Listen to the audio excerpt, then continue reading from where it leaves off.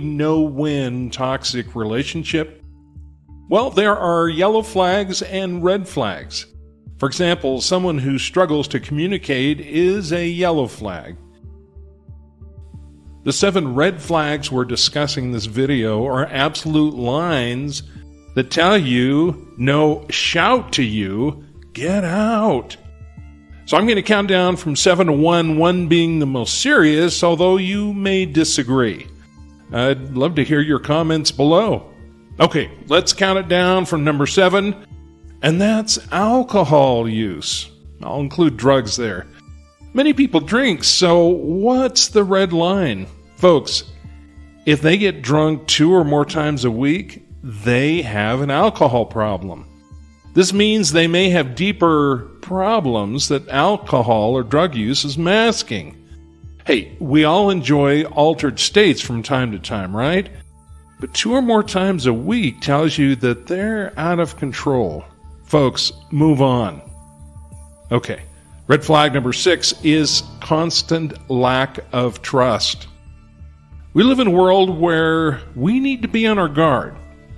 But a partner who's always suspicious, jealous, who seems to be hyper-vigilant for no apparent reason is a no-go. Trust is the foundation of all relationships. If you have a partner that lives in fear to the extent that they overreact to the slightest problem and seem unable to trust you, move on. Okay, red flag number 5 is disrespect. Your partner might be playful at times, name-calling, and you know what? I wouldn't accept that.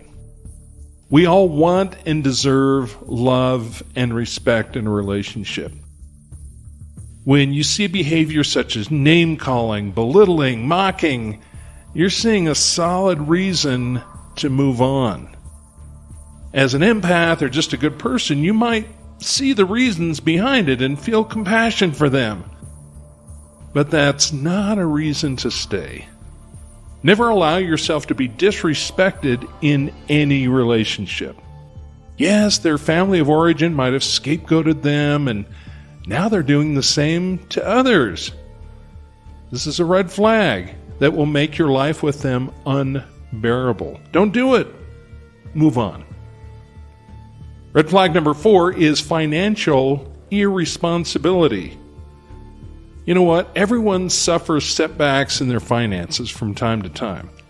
But excessive debt, especially where they try and hide financial problems from you, is a line you should never cross. You need a partner that is financially compatible with you. That just doesn't mean that they make money. That means that they're honest with you about their finances and show good habits for spending, saving, and debt management. I was starting a relationship with a woman who let me know that she loved to travel, so much so that she'd gone into considerable debt to do so. Then she complained about her debt, but never asked me for money, hoping I would put on my Superman cape and pay her debts. I didn't, thank heavens. Whew. She let me know how she wanted to travel, but never asked me directly to do so. She was manipulating me. The next red flag, but also showing that she lacked financial discipline. She was trying to cast me in the role of financial savior. No thanks. Time to move on. Speaking of move on, let's move on to red flag number 3, manipulation. This flag can be kind of hard to sort through because manipulation, by definition, is deceptive, therefore difficult to see at times. Watch for guilt tripping and emotional blackmail. Here's some phrases to help you identify guilt tripping and emotional blackmail. You know how much this means to me, but you still won't help me out. I don't understand why you can't make time for me, even though I make time for you. I gave up so much for you, and this is the thanks I get? All these guilt-tripping, emotional blackmail phrases show that your partner harbors entitlement. I do X, therefore you owe me Y. Did you agree to do Y? If not, you're being played with the guilt game. Guilt tripping and emotional blackmail cross a line you should never cross with them. Even worse is when they bring up confidential information or past mistakes as a way to shame you into doing something they want you to do. Move on. Speaking of move on, let's go to red flag number 2, which is isolation. High control people go to great lengths to isolate you from family and friends, especially those who understand high control people.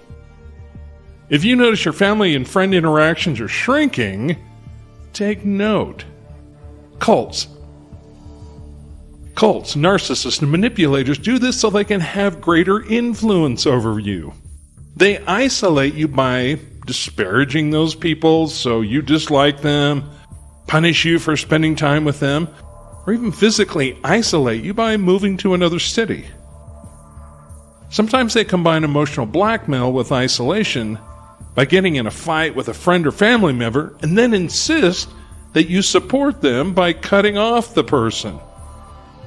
If you see this, your partner is toxic and life won't get any better. What happens is over time, these kinds of partners only increase their control because at their core, they're very fearful, very insecure, and very entitled. And with sociopaths and narcissists, you are nothing more than supply. You mean nothing to them beyond what you provide them. That brings us to clear number 1 red flag line that should send you packing, and that's red flag number 1, can't take responsibility. Friends, almost everyone lies, screws up, or has problems from time to time. When you speak up about the problem, gap, or issues, can they own their part in it, or do they play a blame game, denial, diminishment with you? Don't give them a pass for having a tough childhood, because if they can't own their part in a gap, breakdown, or problem, you will never resolve anything. Friends, all relationships experience problems. In healthy ones, they talk it out honestly, and when commitments are made, they intend to do what they said they would do.